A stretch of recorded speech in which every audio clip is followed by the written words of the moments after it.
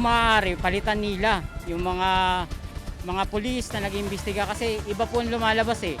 Ang pinapalabas nila ngayon, ang kakasuhan nila yung witness namin. So hindi naman po tama yun eh. Kaya nga po lumabas yung witness namin, eh. Sinugal niya nga ang buhay niya para po matulungan kami. Tapos ngayon, pinabaliktad pa nila. Investigasyon sa kaso ng mga nawawalang sabungero na kompromiso, ginagapang daw ang ilang kaanak ng mga biktima ayon kay Justice Secretary Boying Remulla. Pinipilit daw silang ituro bilang mastermind ang whistleblower. Ang nasa likod umano nito, isang dating high-ranking police officer. Sa Taal Lake, may nakuha na namang mga buto kasama ang bungo ng tao. Kasabay niyan, hawak na raw ng DOJ ang bagong testigo. Magandang gabi, ako po si Pinky Webb, simulcast tayo sa DWAR Abante Radyo at 94.7 Mellow BFM. Ako naman si Willard Cheng.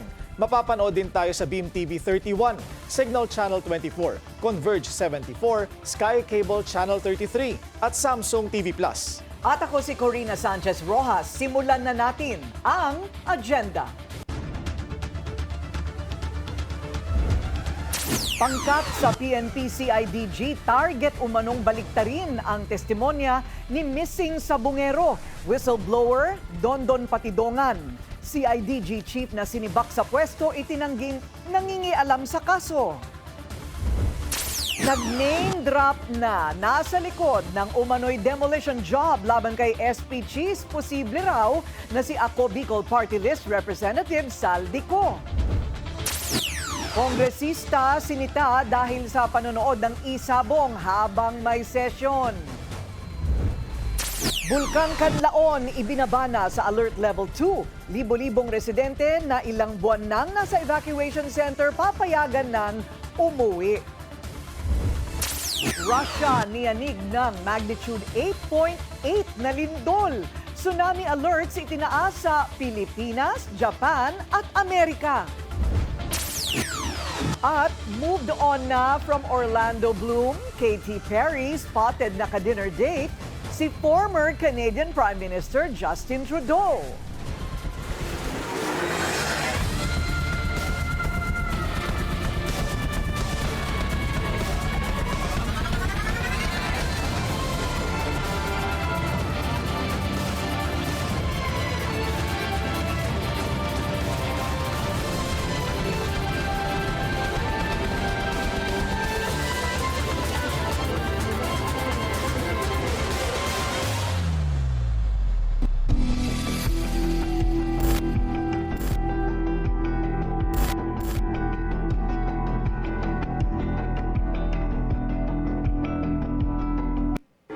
May bagong pasabog si Justice Secretary Boying Remulla sa pagkawala ng mga sabungero. Ito'y may kinalaman sa isang mataas na opisyal ng CIDG na nangingialam daw sa kaso. Ang mga pamilya ng mga biktima pinababaligtad din umano. Ang detalye sa exclusive agenda report ni Joash Malimban. Kinumpirma ni Justice Secretary Boying Remulla na may isang pangkat sa hanay ng Criminal Investigation and Detection Group ng PNP na pinipilit umanong papirmahin ng mga pamilya ng missing sabungeros ng isang bagong affidavit. Ang umano'y laman nito, tila binabaliktad ang kwento at ang itinuturong mastermind mismong ang whistleblower na si Julie Dondon Patidongan. Una nang sinabi ni Remulla na upon recommendation, may isang direktor sa CIDG na narelieve sa pwesto dahil mayroon umanong ginawang aksyon na posibleng makakompromiso sa isinasagawang investigasyon. Kaya na-relieve na yung service director ng CIDG. Yung sinasabi kong service director na hihingi namin, yun, tinanggal na yung service director ng CIDG. Hindi inilahad ni SOJ kung ano ang specific details ng aksyong ito. Pero noong araw ng SONA ni PBBM, nakausap ng Billionaire News Channel ang ilan sa mga pamilya ng mga nawawalang sabungero. Kwento ni Ryan Bautista, kapatid ng isa sa mga biktima, bigla na lang pinapunta ang ibang pamilya ng missing sabungeros sa headquarters ng CIDG. Kung maaari, palitan nila yung mga pulis na nag-iimbestiga kasi iba po ang lumalabas eh.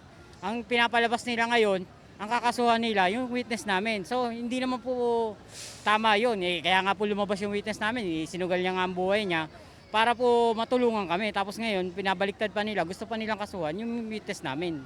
Ayon sa isang mapagkakatiwalaang source, iisang direktor lang ng CADG na involved sa missing Sabongeros investigation ang narilib sa pwesto ngayong linggo. Siya si Police Brigadier General Romeo Macapas, ang mismong hepe ng CADG. Isang bagay na kinumpirma rin sa amin ni Patidongan. Yes, totoo na baliktad nga nangyari. Kaya yun ang napapala ni General Macapas. Dahil ang may utak niyan siya si General Macapas. Dahil gusto niya baliktarin na ako ang mastermind. Dahil mayroong isang tao na nasa likod niyan. Pinapapunta sa CIDG sa opisina ni Macapas. At alam mayroong isa doon na umatin at sinabi talaga na binabaliktad ang desisyon na ako ang mastermind. May pinapapirma silang affidavit. Pero matindi rin ang panindigan ng pamilya, hindi sila pumayag. 100% nakakuha na yan ng kabayaran kay Mr. Atongtang. Eksklusibong nakausap ng Billionaire News Channel si Brigadier General Macapas. Mariin niyang itinanggi ang mga akusasyon ni Patidongan. Aniya, matinding paninira lang umano ito at mismong si Patidongan daw ang maraming tinatago. Walang katotohanan yun, sir.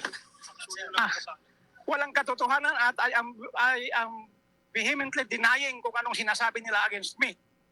Una, hindi ako na-relieve dahil sa kung anong dahilan. Ako mismo ang nagkiusap na ilipat ako dahil hindi ko na magamit yung posisyon bilang CIDG Director. Dahil hindi na ako mapopromote. 10 months na lang ako. Alam natin lahat tayo naghahanap ng hustisya. Pero kung ang hustisya ay piliin lang natin, mahirap din siguro. Dahil hindi pa ako nasisira sa trabaho. Hindi ako nasisilaw sa pera. Sa isang mensahe sa Billionaire News Channel ngayong araw, sinabi ng mga pamilya ng missing Sabongeros na tila bumagal at nag-iba umano ang direksyon ng investigasyon sa ilalim ng pamumuno ni former CIDG Chief Macapas. At nagpapasalamat umano sila kina SOJ Remulla at PNP Chief General Nicolas Torre dahil sa agarang aksyon patungkol dito. Samantala, kinumpirma rin ni SOJ Remulla na may nakita na muling labi ng tao sa pagbabalik ng search and retrieval operation sa Taal Lake. Kasama sa mga umano'y butong na recover ang isang bungo ng tao. May ngipin na kasama. Hindi lang kasama yung panga, yung lower jaw, pero yung upper teeth kasama. So baka sakaling may makuha tayo dito. Buong-buo pa yung nakakabit pa sa skull. So baka doon sa ngipin mismo may DNA pa. Dagdag pa ni Remulla, patuloy na rin ang pakikipag-ugnayan ng kanilang tanggapan sa bagong witness na umano'y lulutang na rin daw sa mga susunod na araw. Aniya, hinug na ang kaso at malapit nang makumpleto ang mga affidavit na kinakailangan nila para tuluyang masampahan ng reklamo ang mastermind sa pagkawala ng mga Sabongero. Kasi binubuo na namin yung mga affidavit para yung complaint pwede na i-file. Hinug na yung kaso. Paninindigan ng Department of Justice, patuloy ang pagulong ng investigasyon sa mga missing Sabongero, lalo na't isa umano ito sa mga binanggit mismo ni PBBM sa kanyang State of the Nation address. Para sa agenda, Joash Malimban, Billionaire News Channel. Pinangalanan na ni SP Cheese Escudero ang posibleng may pakana umano ng sinasabi niyang demolition job laban sa kanya. Yan ang agenda report ni Hannah T. May suspetsya na si SP Cheese sa umano'y nasa likod ng demolition job laban sa kanya. Posible raw na si Ako Bicol Party List Representative Zaldico ito. Una nang lumitaw ang isang CCTV footage na bumisita umano si Escudero sa opisina ni House Speaker Martin Romualdez. Sa exclusive Politico report, kasagsagan daw yon ng bycam at katunayan, holiday pa ng bumisitang senador. Yan ay para tiyaking maipapalaman daw talaga ang higit 142 billion peso insertion sa 2025 national budget. Tinanggi naman ni Escudero ang akusasyon. Agarang buwelta ng senador sa isang panayam, it's easy to do a 1+1 at foolishness will catch up. Dahil matapos ang kasagsagan ng budget issues, wala naman daw tinanggal na sino man sa Senado, kundi sa House of Representatives. Pinatanggal umano si Ko bilang House Appropriations Committee Chair. Sinusubukan pa ng Billionaire News Channel kumuha ng reaksyon mula kay Ko. Pero base sa House records, December 2024 nang magsumite siya ng resignation letter kay Speaker Romualdez dahil sa umano'y health concerns. Una na ring sinabi ni SP Cheese na hindi lang 142 billion ang realignments sa 2025 budget, kundi pumapalo ng lagpas 600 billion pesos. Pagdating sa BICAM meetings, sinabi ng politico.com.ph na naging dominant si Escudero sa proceedings, dahilan para ma-elbow si dating Finance Committee Chair at Senador Grace Poe. Unfair insinuation naman ang turing ni Escudero sa mga paratang. Wala talaga kayong ibinulsa or meron? Wala. Kaya nga, gaya ng sinabi, gaya nga ng unang tanong kanina. Ayan na naman kayo, tatanungin niyo ako ng ganyan tanong, tapos i-quote niyo ako ng base sa tanong ninyo. I think that's an unfair thing to do, quite frankly. If I have never had, no single case has ever been filed against me in my 27 years in government. May paglilinaw naman ng House. We are focused on our job. The House's job is to advocate for and pass laws and not start any black propaganda against anyone. Hindi direktang tinanggi ni Attorney Princess Abante ang akusasyon, pero anya, wala pa siyang info sa issue. Mapa-House man o Senado, may nagmamaniobra raw ng demolition job at may nagsisingit ng questionable budget. Ang tanong na ngayon, sino kaya ang totoong nagpapakana at sino naman ang pinapatumba? Para sa agenda, Hannah T., Bilyonaryo News Channel. Vice President Sara be dismissed!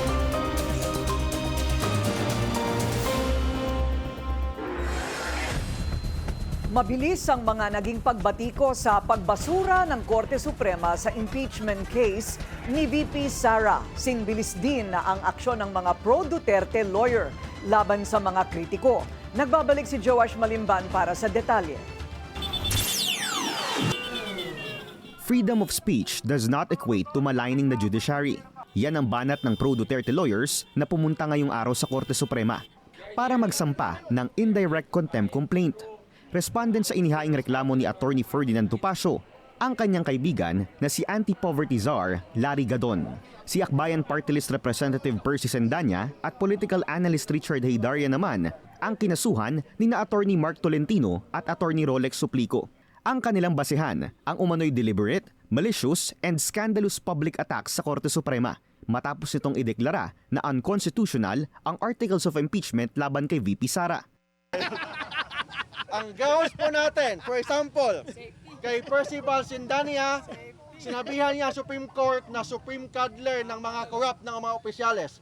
Second, itong si Richard Hidarian, nag-post sa Facebook and sa Twitter niya na lahat daw ng mga justices ng Supreme Court appointee ng mga Duterte, therefore hindi independent ang Supreme Court. Kasama sa mga ipresentang ebidensya ang ilang Facebook post ni Hidarian, public statements ni Sendanya at isang interview kay Gadon noong araw ng SONA ni PBBM. Tuta ang Supreme Court, tuta ng mga Duterte. Bukod sa mga abogadong nagsampa ng petisyon, kasamang nagmarcha mula Liwasang Bonifacio hanggang Korte Suprema ang ilan pang Duterte supporters, kabilang si Duterte Youth Chairperson Ronald Cardema. Larry Gadon! Asong ulol! Larry Gadon! Asong ulol! Sagot ni Gadon. Kung ang pagtatanong sa accountability ng isang public official ay asong ulol, ano naman ang mga taong mga tanga at mga bobo na ninanakawan na ay wala pa ring kibo at kumakampi pa. Ang tawag sa mga yan ay mga asong, mga tanga at bobo.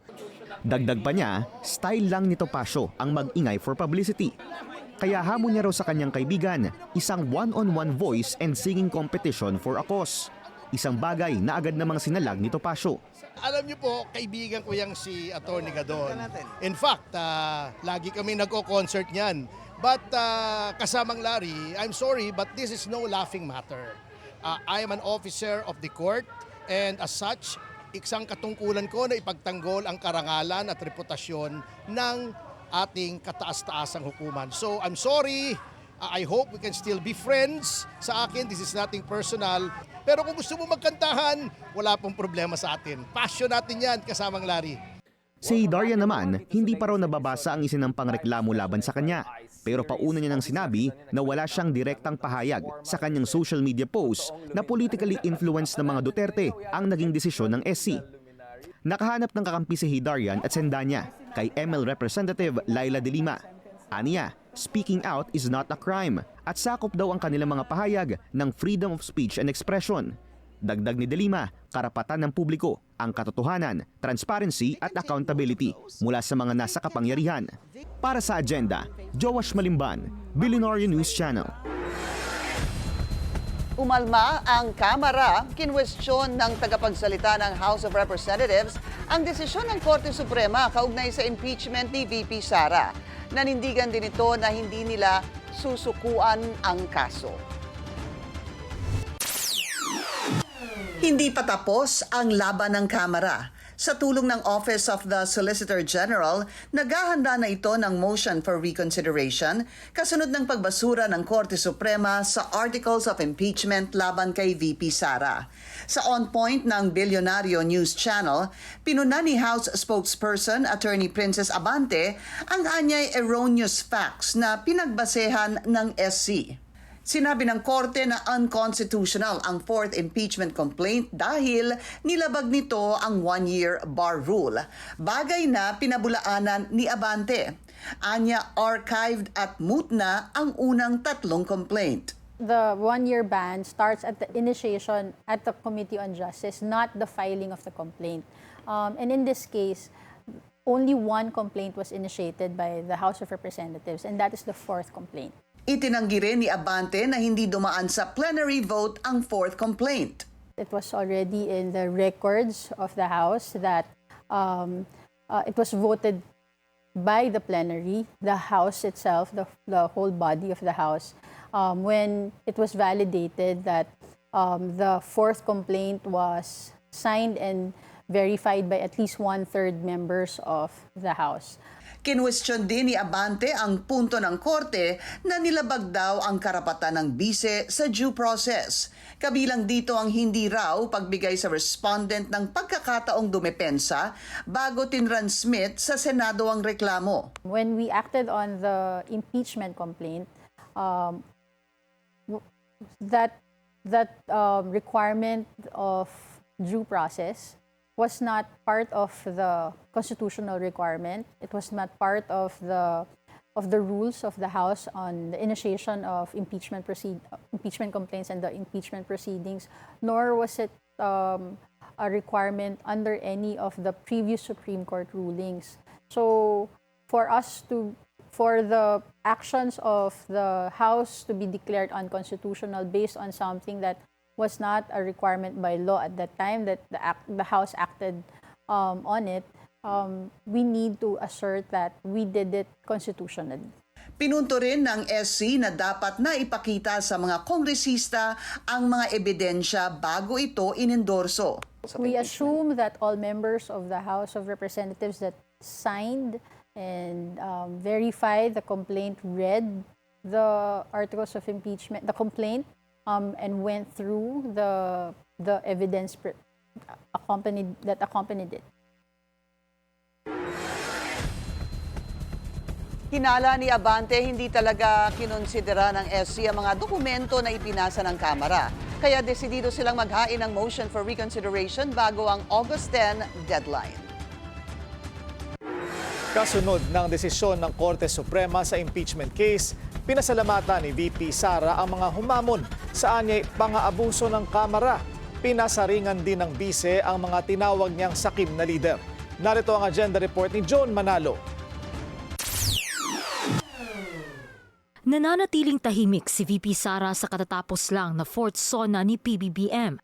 Gaya ng unang pahayag, hindi siya dumalo o nanood sa SONA dahil aniya natitrigger lang daw siya kapag nakikita niya ang Pangulo. Banat pa niya, sayang lang daw ang kanyang mobile data. Maging ang mga kapatid ni VP Sara na sina Davao City Representative Paulo Duterte at Davao City Acting Mayor Baste Duterte, tikom din sa SONA. Pero pagdating sa usapin ng impeachment, buhay na buhay ang bise. Sa isang pahayag ngayong araw, nagpasalamat ang VP sa kanyang defense team na tinanggap niya ang kanyang kaso kahit pa wala raw gustong kumampi sa kanya. Pinasalamatan din niya ang mga humamon sa umano'y pang-aabuso ng Kamara. Kabilang sa mga petitioner si Attorney Israelito Torion na legal counsel ng KOJC leader na si Apollo Kibuloy na ngayon ay nakakulong dahil sa human trafficking at sexual and child abuse. Tumakbo rin si Kibuloy bilang senador noong nakaraang midterm elections sa ilalim ng Duterte ticket. Pinasalamatan din ni VP Sara lahat ng nagsalita laban sa umano'y persekusyon sa kanya na kanya raw naging source of strength. Giit pa niya, our country deserves better. Nauna nang sinabi ni SP Cheese Escudero na bagamat may ruling na ang Korte Suprema, pag-uusapan pa rin daw ng mga senador kung ano ang magiging desisyon nila kaugnay dito. August 6 nakaschedule ang Senate discussions para raw mabigyan ng sapat na oras ang mga senador na pag-aralan ang 97-page SC decision. Isang motion for reconsideration naman ang ikinakasa ng Kamara dahil nakaangkla raw sa maling findings ang SC ruling sa impeachment. Para sa agenda, Joan Manalo, Billionario News Channel. Dismayado si Senador Erwin Tulfo sa ilang mambabatas na nahulikam na nanonood ng online sabong at bilyar sa gitna ng botohan ng House Speakership. Hindi na raw nahiya ang hindi pa kilalang mga kongresista, lalo na't bawal magsugal ang sinumang government official. Sana raw ay makapagbigay ito ng mga apology kung aamin sila. Dapat din daw silang magpaliwanag at disiplinahin ng Kamara.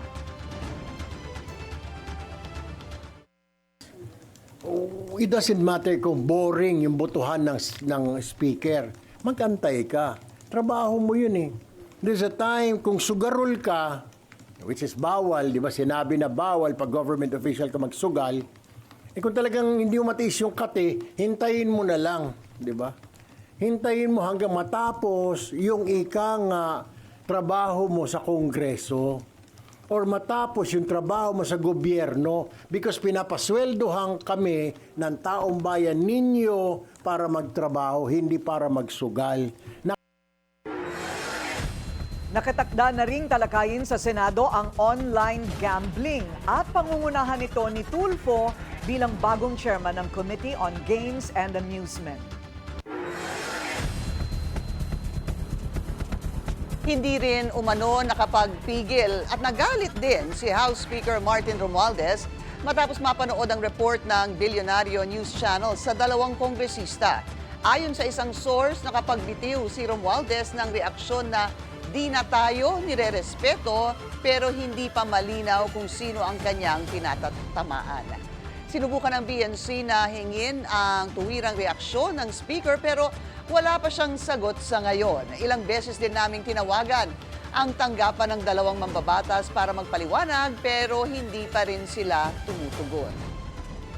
Umalma naman si Sarangani Representative Steve Chongbian matapos matag sa mga post na siya raw ang nahuling nanonood ng online sabong sa gitna ng sesyon. Paglilinaw ng kongresista ang tinutukoy na solon sa mga post ay English term para sa mambabatas at hindi yung kanyang apelido. Hamon niya sa netizens maging functional readers at hindi instant reactors. At ito po, kapapasok lamang na balita, umamin na. Ito po siya si Agad Party List Representative Nicanor Briones na siya yung nanonood ng online sabong. Pero git ni Briones, nanonood lang siya at hindi nagsusugal. Suportado ng PAOK ang total ban sa online gambling. Pero kung isusulong daw ito, tama lang na manguna ang mga nasa gobyerno. Narito ang agenda report ni Andrea Salve. Suportado ni Presidential Anti-Organized Crime Commission Chief Gilbert Cruz ang mga panukalang batas kontra online gambling. Pero naniniwala siyang para epektibo itong mapatupad, mauna munang dumistansya ang mga elected official sa pagsusugal sa kanilang mga cellphone. Sabi nga, di ba, hindi mo pwedeng ituro yung hindi mo hindi mo ginagawa, di ba?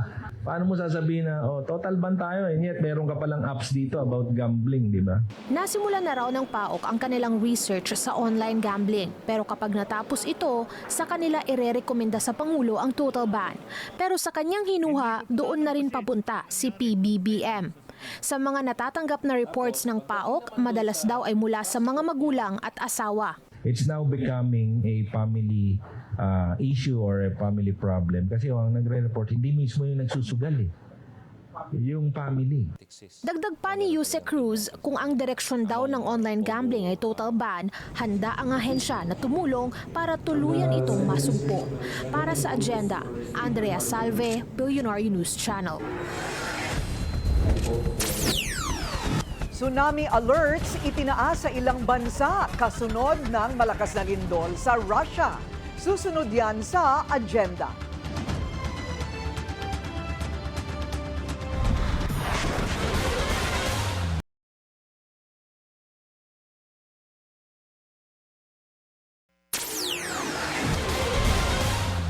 Traffic check muna tayo ngayong Miyerkules sa Elliptical Road sa Quezon City.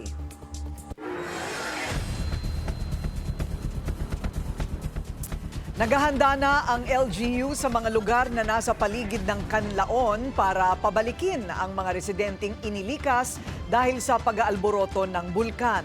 Ang detalye sa agenda report ni Paulo Barcelon, live nag-uulat mula sa Bago City, Negros Occidental. Paulo, kailan ang target na mapauwi ang mga bakwit?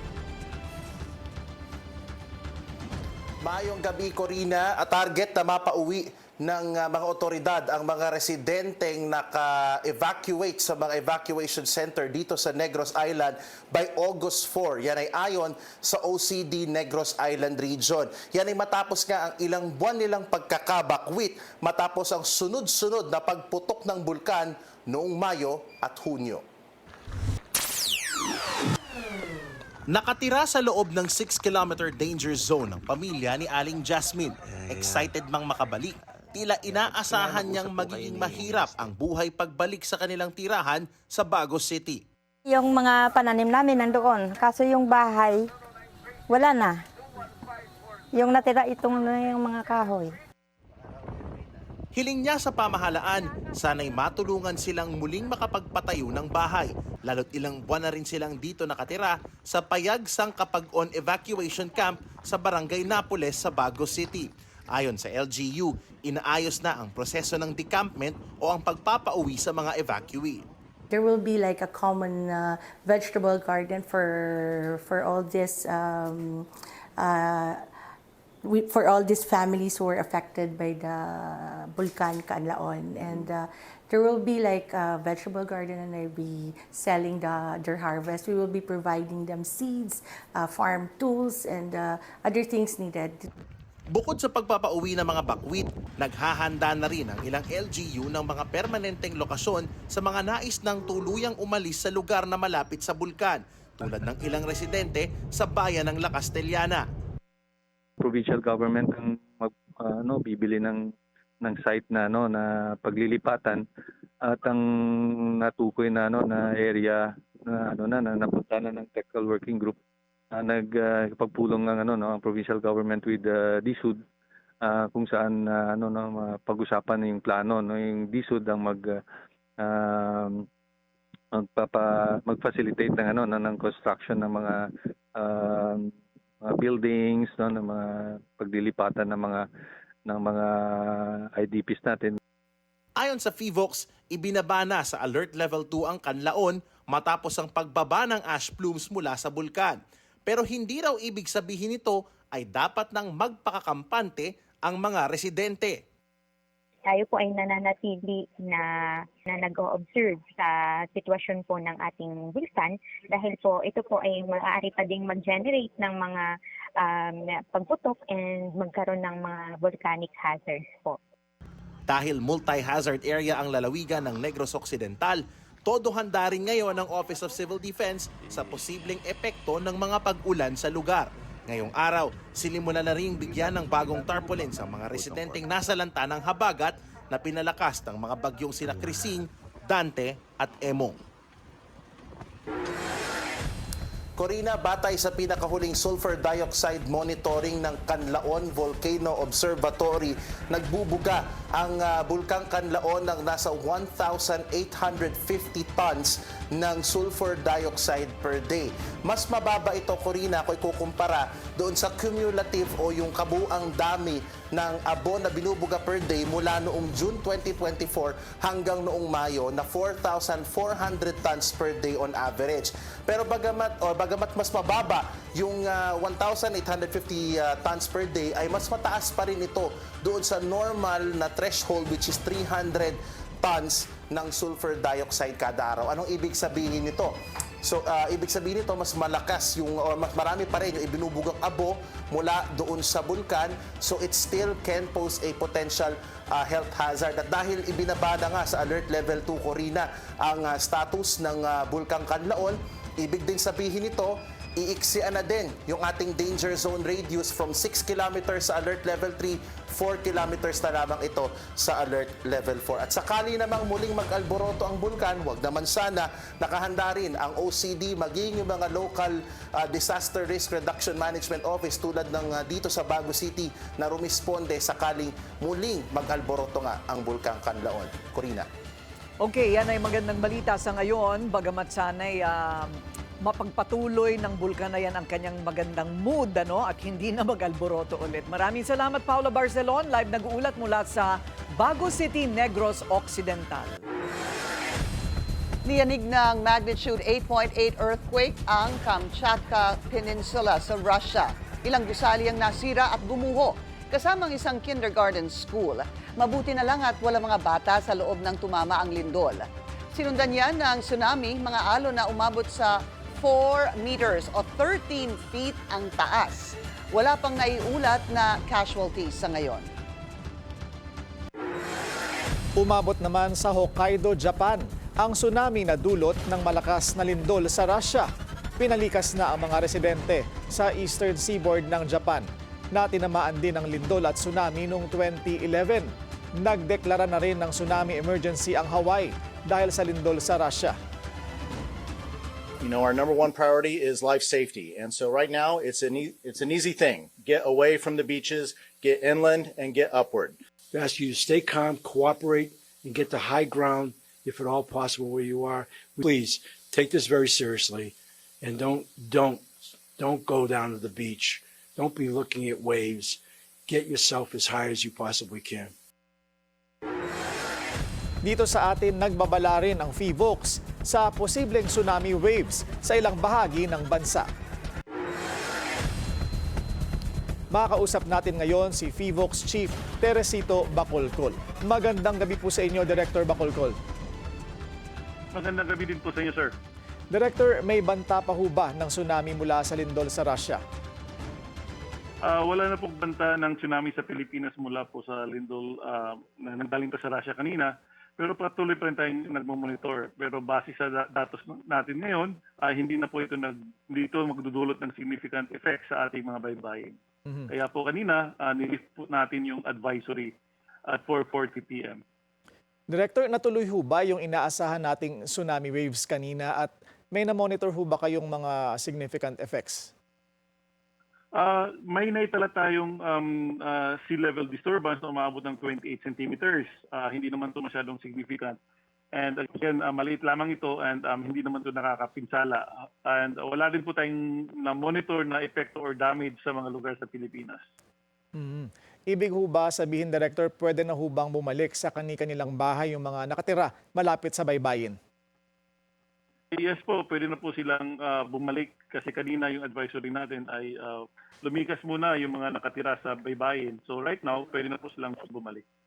Director, sa Canlaon naman po, patuloy ho ba ang pagbuti ng sitwasyon? Ibig ho ba sabihin ay wala ng mga unrest o events na maitatala doon? Okay, so patuloy pong bumubuti ang sitwasyon sa Canlaon Volcano. So sana magiging consistent ito. Bababa yung mga monitor parameters natin. Kaya po, kahapon binaba natin yung alert level 3 to alert level 2. Bumababa yung bilang ng volcanic earthquakes, konti na lang din yung lumalabas ng volcanic gases, and yung number of as emission activities natin. Since June 6, wala na po tayong naitala. Pero again, kahit bumababa na ang alert level, hindi naman ibig sabihin na tapos na yung panganib. So, pwede pa rin magkaroon ng phreatic or even phreatomagmatic eruption. Kaya yung paalala na sa ating mga kababayan ay wag po silang pumunta doon sa designated na permanent danger zone, which is 4 kilometers from the crater. Kasi po, even at alert level 0, pwede pa pong magkaroon ng phreatic or phreatomagmatic eruption. At meron hong mga nakatira malapit doon na dapat manatili pa rin sa evacuation centers, Director, ano po? Yes, if you're inside the 4-kilometer permanent danger zone, again, yung recommendation natin ay dapat walang tao. So, nung binaba natin yung alert level from alert level 3 to alert level 2, yung mga nakatira na lumikas dati between 4 to 6 kilometers, sila lamang yung pwedeng bumalik. But yung nakatira inside the 4-kilometer permanent danger zone, again, yung recommendation natin is they have to look for a permanent relocation area. All right. Maraming salamat po sa inyong oras, PHIVOLCS Director Teresito Bacolcol. Dumating na sa bansa ang tulong mula sa Amerika para sa mga nasalanta ng sunod-sunod na bagyo at habagat sa Pilipinas. Sanib puwersa naman ang iba't ibang ahensya para maipamahagi ang ayuda. Narito ang agenda report ni Francis Folve. Naghatid ng family food packs at relief supply ang Black Hawk helicopter ng Philippine Air Force sa barangay Dawangan sa Bolini, Abra. Katuwang ng PAFT ang PNP sa pamamahagi ng ayuda sa mga residenteng apektado ng masungit na panahon. Gamit naman ang C-130, isinakay ang 14 na kahon ng medical supplies at equipment, 150 boxes ng relief supply at 375 hygiene kit mula sa Tuguegarao Airport papunta sa Basco, Batanes. May solar panels din, batteries at inverter. Pinagtulungan itong ibaba sa eroplano ng mga kawani ng AFP, PNP, PCG at BFP. Pabalik sa Villamor Air Base, lula naman ng aircraft ang halos 100 individual na na-stranded sa Batanes dahil sa sama ng panahon. Bukod sa mga ito, ayon sa Philippine Air Force, dumating na sa bansa ang US military assets, dala ang ayuda para sa mga lugar na pinaka-naapektuhan ng mga bagyo at habagat. As the utilization of these US assets, we get guidance from the Office of Civil Defense because they are the ones which comprise the areas of great concern right now, the areas that are greatly affected by the typhoons of Silvers. And so the utilization of these foreign assets for each of our nations, we can follow the direction of the Office of Civil Defense. Una nang sinabi ni Defense Secretary Gibo Chodoro na 7 US Marine Corps aircraft ang nakikipagtulungan sa air assets ng Philippine Air Force, kabilang ang C-130 at Black Hawk helicopters para marating ang mga isolated na mga lugar katulad ng La Union at Cordillera, kasama ang Humanitarian Assistance and Disaster Response sa Enhanced Defense Cooperation Agreement o EDCA sa pagitan ng Washington at Manila. Para sa agenda, Francis Polbe, Bellionario News Channel. Bihag ngayon ng Houthi rebels ng Yemen ang 9 na marinong Pinoy mula sa inatake at lumubog na barko sa Red Sea. Ang gobyerno kumikilos na raw para sila'y mailigtas. Ang detalye sa agenda report ni Ivy Reyes. 9 na Filipino seafarer ang hawak ngayon ng Yemeni Houthi rebels. Lulan sila ng MV Eternity Sea na inatake ng mga militante sa Red Sea noong July 8. Gawa ng matinding missile attack ay lumubog yung barko. Ngayon, may tumalon mula sa barko yung mga tripulante. At 8 doon ay nasagip ng rescue operations. Ngayon, yung 9 doon ay nakuha ng mga Houthis mula sa tubig habang sila'y nakalutang sa tubig. Kahit papaano, nasa mabuting kalagayan naman daw ang mga seafarer ayon mismo sa mga rebelde. Nakakausap din daw nila ang kanilang pamilya from time to time.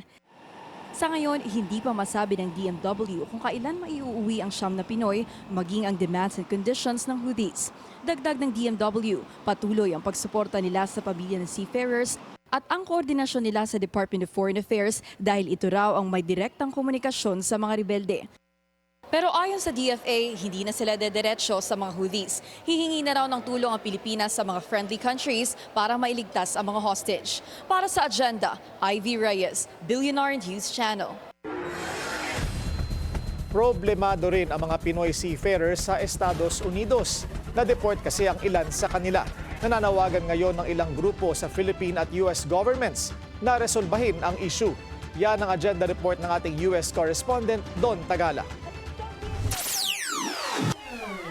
Humihingi ang National Federation of Filipino-American Associations o NAFA ng malinaw na paliwanag mula sa Marcos Jr. administration at sa administrasyon ni US President Donald Trump hinggil sa tumataas na bilang ng deportasyon ng mga Filipino seafarers sa nakaraang ilang buwan. Nasa 22 na kasi ang bilang ng Filipino cruise ship workers mula sa Carnival Sunshine ang nadidetain at nadideport tuwing dumadaong ito sa Norfolk, Virginia port. Ayon sa NAFA National President na si Ryan Namata, nais lang nilang tiyakin na nirerespeto ang karapatang pangtao ng Filipino workers. Ayon naman kay NAFA Virginia State President Angela Reyes, patuloy nilang ipaglalaban na mabigyan ng due process at humane treatment ang mga manggagawang Pinoy. Sabi naman ng Filipino Workers Center na sumusubaybay sa kaso ng mga seafarers, hindi pa rin malinaw ang paliwanag ng Customs and Border Protection kung bakit na-deport ang 22 Filipino seafarers na nagsasabi na sila ay falsely accused ng possession of child pornography at ni walang criminal charges o convictions man lang sa mga ito. They were not, given access to an attorney. It's not required, but these are serious charges, and and they should have at least some form of evidence for them to revoke the visas of these workers, and make an order of having them removed or returned to the Philippines. We really want the Philippine government to take action on this. It is so apparent when you read all of when you hear all of the testimony, all of these housekeepers, all of these, chefs and galley attendants. Is child pornography really a rampant problem? They don't deserve this type of treatment. Pero matapos makipag-usap ang PWC sa Carnival Cruise Line, ang sagot ng opisyal ng barko, this is a law enforcement matter and that Carnival Cruise Line always cooperates with the law enforcement investigations. We beg to differ that there are no charges being filed. There are no convictions that are happening. They are simply getting their immigration status taken away. And so it's very much a immigration issue as well as a civil rights issue. Para sa mga Pilipinong aktivistang nagtipon at nagprotesta sa White House, aksyon din ang hinihingi nila mula kay PBBM. We say enough is enough, that we protect our migrants, we protect our workers, our seafarers, and we also demand that Marcos and the Philippine government advocate and do everything in their power, use diplomacy to not, back down and really fight for the Filipino people. We're demanding that Marcos take a stand. Has basically made no public stance and demand that this crackdown on immigrants stop, that the rights of Filipinos na nakadetain na or nakathreaten na, that they're protected. Para sa ilang concerned PhilAmps, nasayang daw ang oportunidad ng paghaharap ni President Marcos at President Trump sa White House para pag-usapan sana at ayusin ang problema ng mass deportation ng Pinoy seafarers. Pero hindi pa naman daw huli ang lahat para ipaglaban ni PBBM ang karapatang pantao at mabigyan ng due process ang mga OFW na lulan ng mga cruise line. Para sa Agenda, Don Tagala, Billionaire News Channel, New York. Nagsagawa ang Indian Navy ng port visit sa Maynila bago ang nakatakdang joint naval drills sa Subic, Zambales. Bahagi pa rin ito ng pagpapahusay sa defense cooperation ng dalawang bansa. Narito ang agenda report ni Andrea Salve. Dumating na sa Pilipinas ang Indian Navy para sa kanilang gumugulong na operational deployment sa Southeast Asia. Sinalubong sila ng isang seremonya na hinanda ng Philippine Navy at ilang miyembro ng Indian Embassy. Lulan sila ng 3 Indian warships na sa susunod na linggo ay sasama sa ilang pagsasanay kasama ang kanilang Philippine counterpart sa Subic, Zambales. On behalf of the Indian Navy, I express my gratitude to the state administration and the Philippines Navy for extending such a warm welcome to the Indian naval ships. Pero bago ang nakatakdang maritime cooperative activity, plano ng Indian Navy na magsagawa ng iba pang mga aktibidad na layon daw mapabuti ang interoperability at naval cooperation sa pagitan ng dalawang bansa. We look forward to engaging interactions during our stay at Manila. From both the navies, we'll engage in a wide range of professional interactions, which will include subject matter expert exchanges, cross-deck visits, cultural visits, and collaborative community outreach programs. Isa ang Billionaire News Channel sa mga binigyan ng pagkakataon na maikot ang INS Delhi, isa sa mga indigenous guided missile destroyer warship ng India. Mayroon itong BrahMos missile system na kilala sa kanyang bilis. Ganito rin daw ang binili ng Pilipinas mula sa India kamakailan. It is used for both anti-ship as well as land attack. It has been tested for both versions. Ipinakita rin nila ang kanilang mga surveillance aircraft. Kaya raw nitong matukoy ang pagkakaiba ng mga barkong nakapaligid na nagsisilbing gabay sa ginagawang pag-atake. But at that range, we'll just get a target blip. We will not come to know who is there. He is the one, through this aircraft, who will tell us. Bukod sa INS Delhi, dumating din ang INS Kiltan, isang anti-submarine warfare corvette, at ang INS Shakti, ang kanilang fleet tanker. Hindi ito ang unang pagbisita ng mga nabanggit na Indian warships sa bansa. Noong nakaraang taon, nagkaroon din sila ng goodwill port call sa Manila. Taong 2021 naman ang isagawa ang huling joint naval drills ng India at Pilipinas sa West Philippine Sea. Para sa Agenda, Andrea Salve, Billionaire News Channel. Kampanya kontra human trafficking, pahihigpitin ng Quezon City. Susunod yan sa Agenda.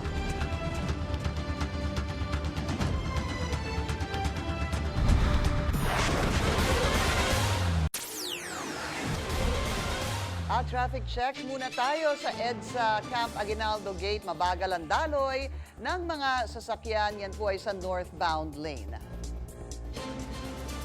Dapat may managot. Yan ang hamon ni Senador Ping Lacson kaugnay sa umano'y korupsyon sa flood control projects ng gobyerno. Git naman ni SP Cheese Escudero, panahon na para buksan sa public ang BICAM deliberations sa national budget. Narito ang agenda report ni Hannah T. Kailangang mabisto at maparusahan ang nasa likod ng mga palpak at guni-guning flood control projects. Yan ang giit ni Senator Ping Lacson matapos iutos ni PBBM ang pag-audit sa mga proyekto at ang pag-publish ng listahan nito sa publiko. Sabi ni Lacson, hindi dapat matapos sa audit lang. Kung walang mapaparusahan, babalik at babalik lang daw ang mga tiwali sa negosyo kapag lumamig na ang issue. Halos 2 trillion pesos na kasi ang inilaang pondo para sa flood control projects mula pa noong 2011. Pero hindi naman nawala ang baha sa bansa. Ani Lacson, baka binulsa lang yan ng iilan. Kaya naman, di lang dapat contractors ang parusahan, kundi mga kasabwat nito sa gobyerno. Samantala, kahit nasa hot seat, sinusulong na rin ni SP Cheese ang transparency sa budget. Naakusahan si Escudero ng bilyong pisong insertions sa pondo ngayong taon na kalaunay itinanggi niya. Anya, kadalasan itong nangyayari sa closed-door bicameral budget meetings. When I was the Finance Committee Chair, binuksan namin yung BICAM. Wala namang nagpuntang media. In-announce nung nakaraan din. Para matapos na ito, mag-uusap daw sila ni Senate Finance Committee Chair Win Gatchalian tungkol sa magagamit na matrix para malaman kung sinong senador ang nag-request ng amendments, para saan at magkano ito. Pero nagawa na rin dati yan, na pinanukalang amendment ng bawat isa ay ginawang open. Kaya nga mas gusto ko, di ba, lahat pinagdedebatihan sa plenaryo, imbis na sa caucus. At kung gagawin ito ng Kongreso, dapat pati executive branch din. Marami raw kasing budget changes mula sa kanila, gaya ng request for additional funds, na kadalasan walang formal announcement. Yun, nagiging transparent din ba yun? Minsan, yung mga sekretary makikipag-appointment na lang bigla, di ba? At hihilingin na lang sa isang senador. At ngayon, may growing number na ng lawmakers na gustong itigil na ito. Naghain ng joint resolution ang minority bloc para buksan na ang BICAM sa publiko. Kasama nila ang majority senators na sina Kiko Pangilinan at Bam Aquino na gusto ng 3 major changes sa BICAM. Kailangan live-streamed na ang mga sesyon. May detailed comparison matrix ng budget ng Kongreso at dapat may access ang publiko sa minutes of the meeting. May matching resolution din yan sa House of Representatives. Isa sa mga naghain ay si Representative Chel Jokno. Lagpas isang dekada ng pinapanawagan ng Open BICAM, pero first time itong may joint formal resolution sa Kongreso para maging fully transparent ito. Who knows, baka after more than a decade of budget controversies, pork barrel at iba pa, simula na ito ng totoong bukas na BICAM process. Para sa Agenda, Hannah Kia, Bilyonaryo News Channel.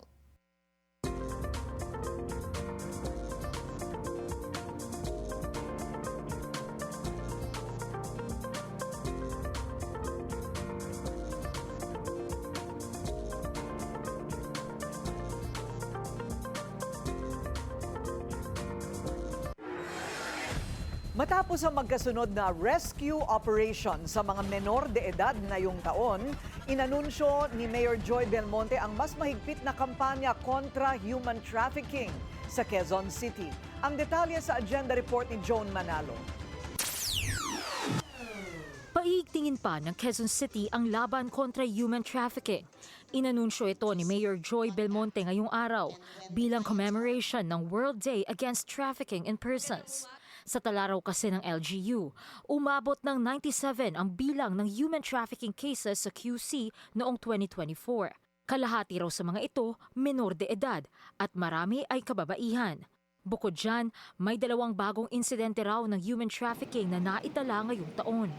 Last May 9, 6 minors were rescued from a small hotel in Novaliches during operations conducted by the Philippine National Police. The young victims were initially endorsed to our Social Services Development Department for intervention and processing, then later referred for protective custody. A month later, on June 18, personnel from the PNP and our SSDD rescued a total of 24 individuals in another small hotel in the area. It is alarming to note that 20 of them were minors who have since been referred for protective custody, assessment, and possible interventions. Bilang agarang pagtugon sa issue, ipinasara na ng LGU ang naturang mga establishmento.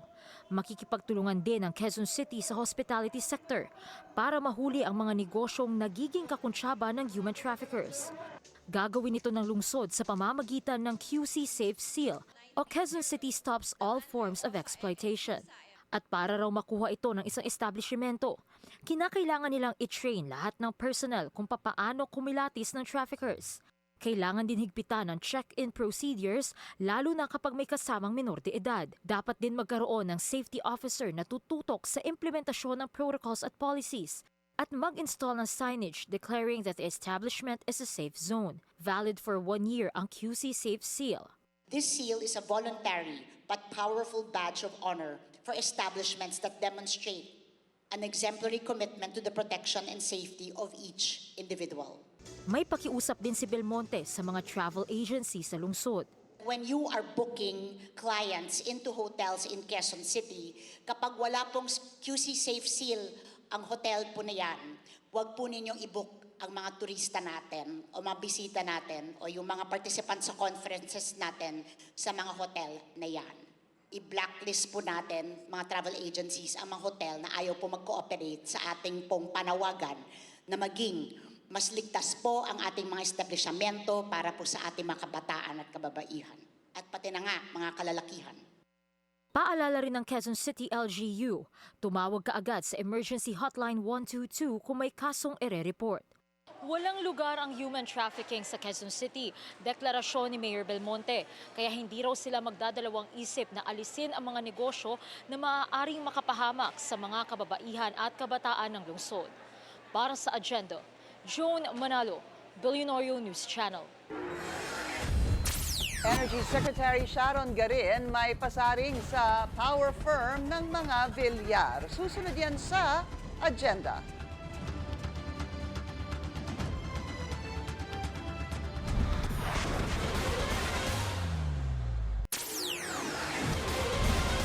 Isa pang traffic check ngayong Wednesday rush hour.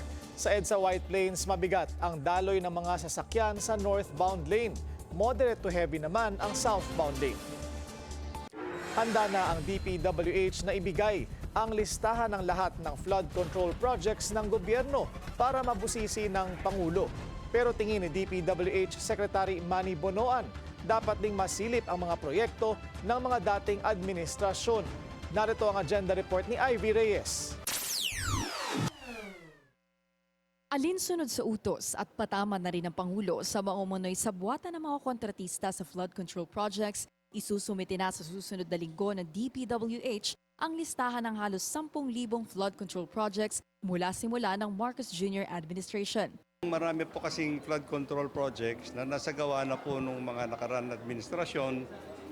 Ito po yung tinitiyak namin na kung nandiyan pa po ba yung mga dating flood control projects.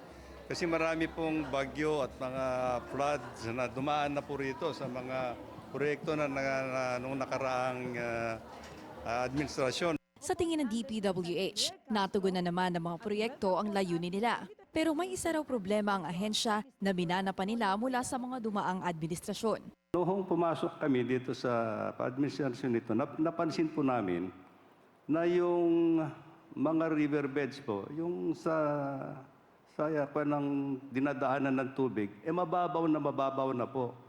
I think for the last many years during the past administrations, hindi po nag-desil to nag-dredge. So ito po yung challenge na tinitingnan namin. Kasi ang tinitingnan po namin dito, kahit gaano karami yung ginagawa naming revetment walls o sangga, kung hindi namin na-address po yung kailangan mahukay yung siltation, ay talagang aapaw po yun. Si National Expenditure Program ng Pamahalaan, 5 billion pesos daw ang kailangan ng ahensya para maisagawa ang dredge program na ito. At nasa 175 billion pesos naman ang nire-request para sa flood control projects. This year, may 5,700 ongoing projects ang DPWH na ayon kay Secretary Manuel Bonoan ay nagkakahalaga ng mahigit 200 billion pesos. Sang-ayon ng kalihim na dapat ilantad sa publiko ang status ng flood control projects lalo pat sunod-sunod ang tumatamang bagyo sa bansa. Noon, kaya hindi po natutuloy yung mga dredging natin sa mga ilog. May perception po na maraming katiwalian na nangyayari pag kinapakontrata yung mga dredging project. So, para maiwasan po natin yung mga ganong haka-haka ng mga ibang tao, para na lang, ang programa po namin, DPWH na lang po ang gagawa. At kami na po ang mananagot sa mga dredging program po natin. Handa raw ang DPWH na sundin ang utos ng Pangulo na ilabas ang listahan ng mga flood control project. Pero sana raw, pati ang mga proyekto noong nagdaang administrasyon, maisiwalat din. Para sa agenda, Ivy Reyes, Billionaire News Channel. Matapos batikusin ni PBBM ang kumpanya sa likod ng power crisis sa Siquijor, mga energy officials naman ang bumanat sa power firm na konektado kay ultra-bilyonaryo Manny Villar. Ang detalye sa agenda report ni Sujin Kim. Sabi ng Presidente, mahiya naman tayo sa taong bayan. And I am embarrassed because this is my agency. Ito na lang ang nasabi ni Energy Secretary Sharon Garin matapos muling bumalik ang issue ng power outages sa isla ng Siquijor na nakararanas ng tigli-5 oras na brownout sa gitna ng state of calamity. Inamin ni Garin na nag-back to zero na naman ang pag-usad ng issue. 1 month after, we're back to where we were, even worse. Kasi dati 4 lang yung may sira, ngayon 5 yung may sira. Tila pinatatamaan na ni Garin ang Siquijor Island Power Corporation o SIPCOR na konektado sa Prime Asset Ventures Inc. ng ultrabilyonaryong si Manny Villar. Hindi po to politika. It's not a political act on the part of the President nor of our agencies, no? Yun yung obligasyon mo eh. That's a public utility eh.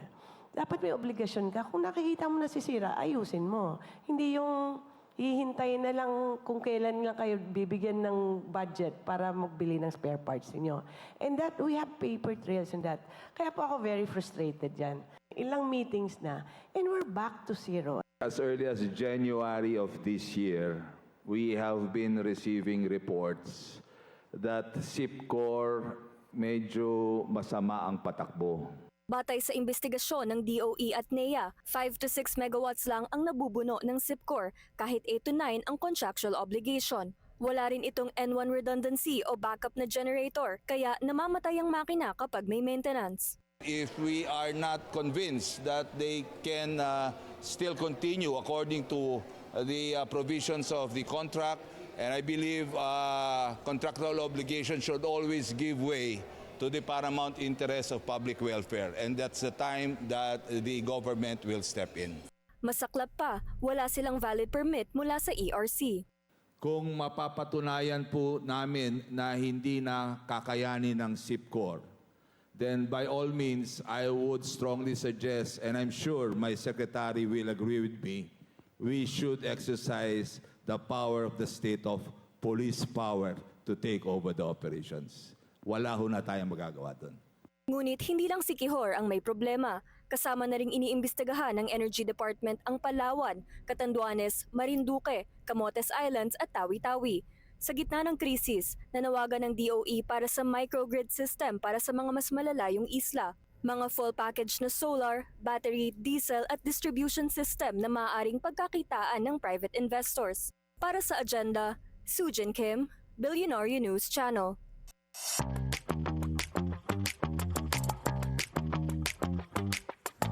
Bida muli ang Pinoy talent sa world stage, this time sa foreign action thriller movie na John Shaw, Nuclear Winter.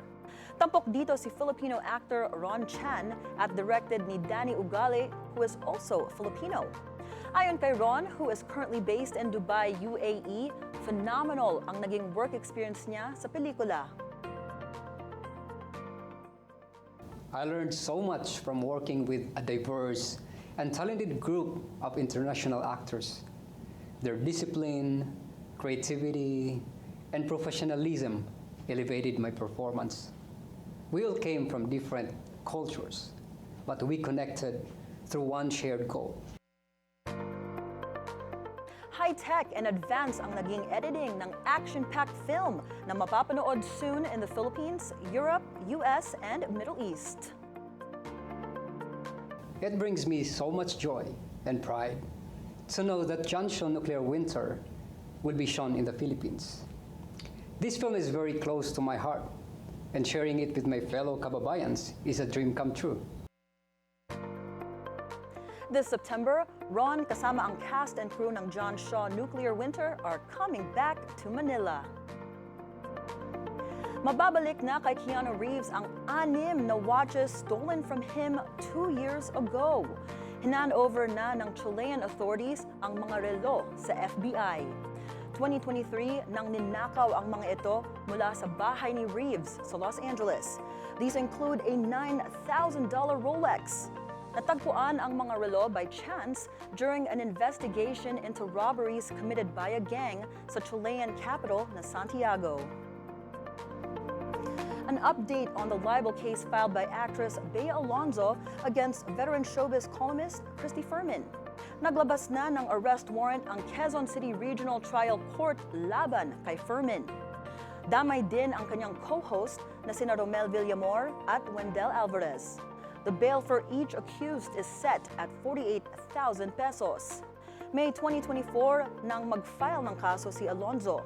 This was due to Fermin's alleged malicious reports on her YouTube channel matapos maudlot ang kasal nila ni Dominic Roque.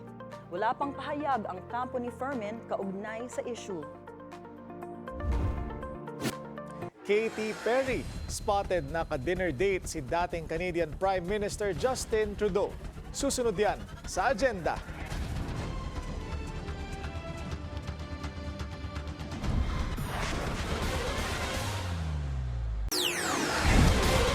At ito ang itsura ngayon ng ating traffic check ulit sa mga panahon ngayon. Sa EDSA Mega Mall po yan, makikita nating medyo bumper to bumper sa kaliwang bahagi at parang tuloy-tuloy naman sa kanang bahagi.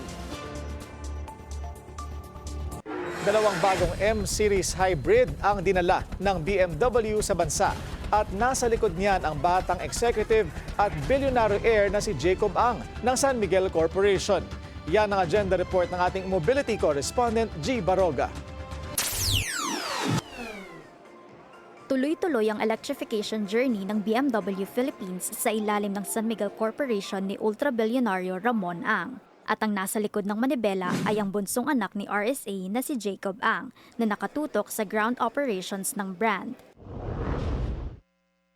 Pinangunahan niya ang launch ng M5 Sedan at M5 Touring na parehong may racing DNA at everyday luxury. Ito na ang pangatlo nilang plug-in hybrid launch ngayong taon. Sa panayam ng BNC Mobility, ibinahagi ni Jacob ang first impressions niya sa mga sasakyan at kung alin ang pipiliin niya sa dalawa. Para sa M5 Sedan, kitang-kita ang sportier aspects ng modelo. So you can see all the carbon fiber around the car, the more aggressive colors, the more aggressive look. For me personally, if I wasn't playing golf, I would get this 100%. Pero kung daily drives ang pag-uusapan, Jacob's pick is the Touring. It's just more flexible. You know, I could have my friends with me. I can store more stuff at the back. The trunk space is so much bigger. I'm pretty sure the ride is probably also better. Dumating sa bansa ang BMW Group Asia Managing Director na si Lars Nielsen para sa launch. Dala ang sagot kung bakit nga ba special ang M-Cars. We are taking regular cars and we are making them racetrack capable and at the same time capable of driving on an everyday basis. Global hit ngayon ang M-Cars. Ayon kay Nielsen, umakyat sa 6.5% ang benta nito sa first half ng taon. Kaya't ang BMW at the top of the high-performance game worldwide. At dito sa Pilipinas, umaarangkada na rin ito. And I'm very, very happy to see how the San Miguel Group, how Jacob and Spencer and the team are making sure that M products are coming out to more Filipino customers, getting close to 2 digits in terms of share, as I'm hearing. Para kay BMW Philippines President Spencer Yu, it's all about giving Filipino drivers the power to choose, lalo't marami na ang gustong lumipat sa electric. A good balance between electrification and the traditional internal combustion engine. There are still, of course, those who are still really looking only for pure electric vehicle models, and we also have cars that cater to that, and they're also equally fantastic. Available na ang M5 at M5 Touring sa lahat ng BMW dealerships sa bansa. Ang kanilang presyo, 12.79 million pesos. Performance, luxury, cutting-edge tech, sleek design. Yan ang mga bagay that make the all-new M5 and M5 Touring truly a BMW. Kaya kung ikaw ang papipiliin, is it the sedan or this high-performance station wagon? Para sa Agenda, G. Baroga, Billionaire News Channel.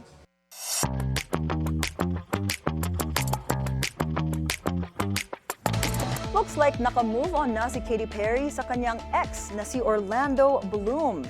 At ang kanyang tila bagong lucky guy, si former Canadian Prime Minister Justin Trudeau. After kumain, pumunta pa raw sila sa kitchen para mag-thank you sa staff when they were spotted together on a dinner date at a restaurant in Montreal. Pumunta pa raw sila sa kitchen para mag-thank you sa staff. Katy is currently in Canada for her concert tour. Earlier this month, kinonfirma ni Katy and Orlando Bloom na hiwalay na sila after 6 years engaged. Meron silang isang anak, while Trudeau has 3 with his former wife, Sophie Gregoire. Naghiwalay sila noong 2023. And hindi lang sina Katy Perry and former Prime Minister Justin Trudeau ang trending online.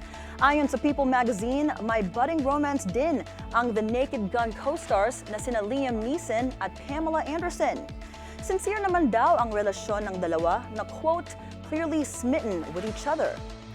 Una na ring sinabi ni Pamela na pareho silang mahilig sa literature and that they have a connection that is very loving. Si Pamela ay 58 years old while Liam is 73. Usap-usapan din ang tila confirmed relationship ni Tom Cruise at Ana de Armas despite their 26-year age gap. Age is but a number, right? Sa pictures mula sa TMZ, kita silang holding hands in Vermont. Umattend daw ang dalawa ng Oasis concert at nag-stroll pa. Dati na ring nag-date ng Latina si Tom, kabilang si Penelope Cruz. How far can you support local? Yan ang tema ng bagong episode ng The Lifestyle Lab as our lifestyle host, Marie Lozano, goes deep into proudly local creations. Mga designs na tatak Pinoy at kwentong Pilipino. Madalas souvenir ang naiisip. Pero paano kung local ay hindi lang pangregalo, kundi pang runway, pang-exhibit, at panghabang buhay din? Sa The Lifestyle Lab, aking sinubukang tuklasin, nasa na nga ba ang galing ng Pilipino pagdating sa disenyo at likhang sining?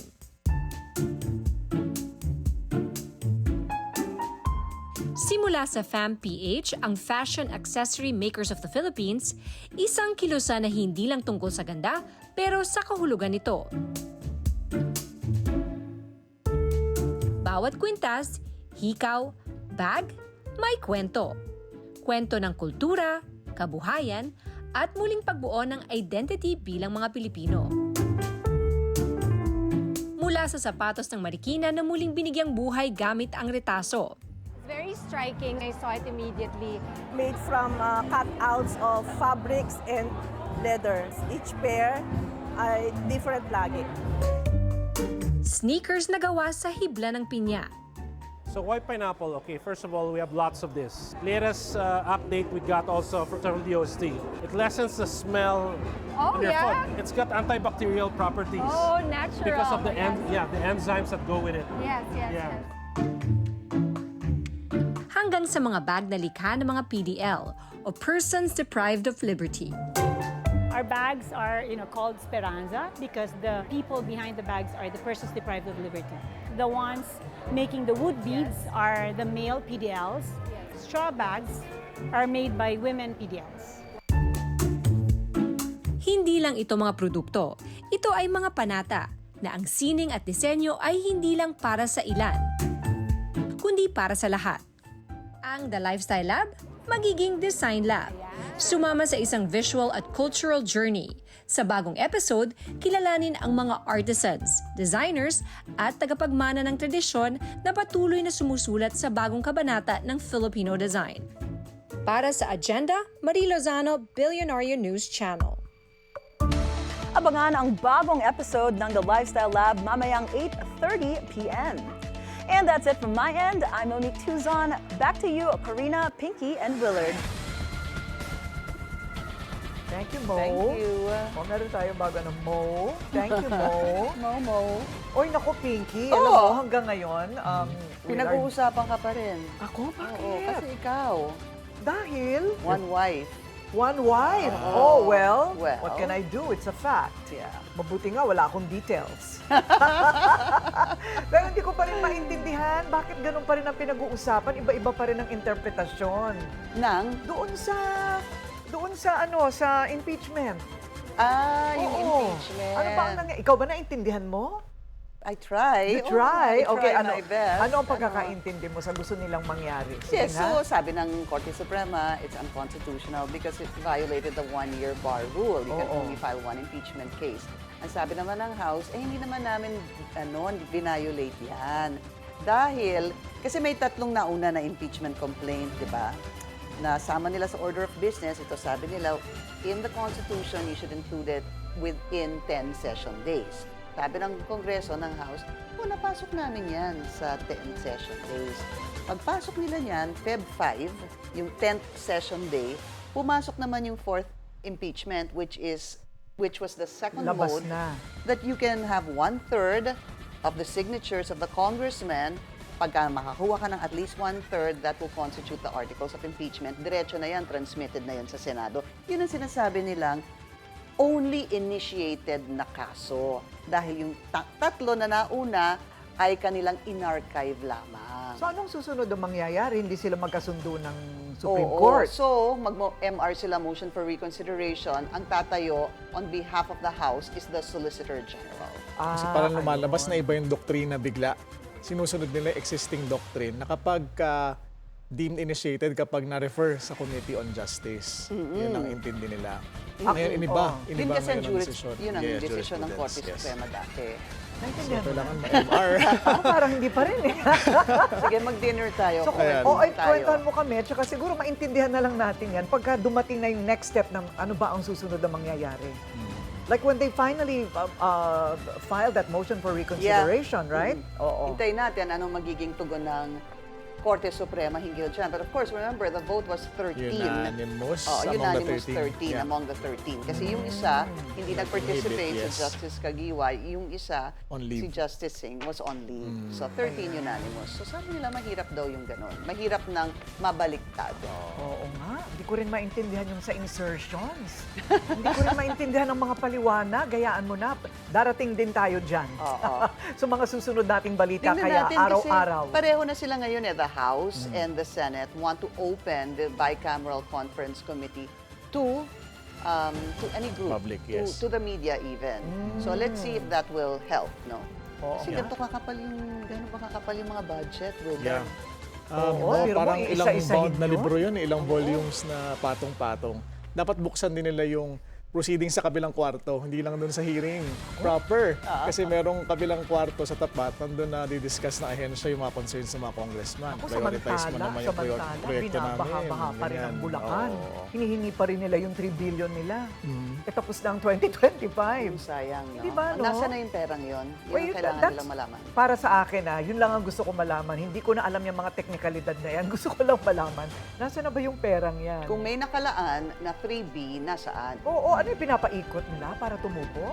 5-6? 5-6, ganon? O kailangan Ewan pang, ko, nasaan na ba yan? Kailangan pa bang lumuhod para ilabas din niya yung pera? Baka nasa baol. Oo. Mahiya naman kayo. Yun ang sabi, diba? Quote unquote. Yun po ang ating agenda ngayong gabi. Ako po si Pinky Webb. Ako naman po, si Willard Cheng. At ako si Corina Sanchez Rojas. Sa bawat issue may anggulo at ang balita may agenda.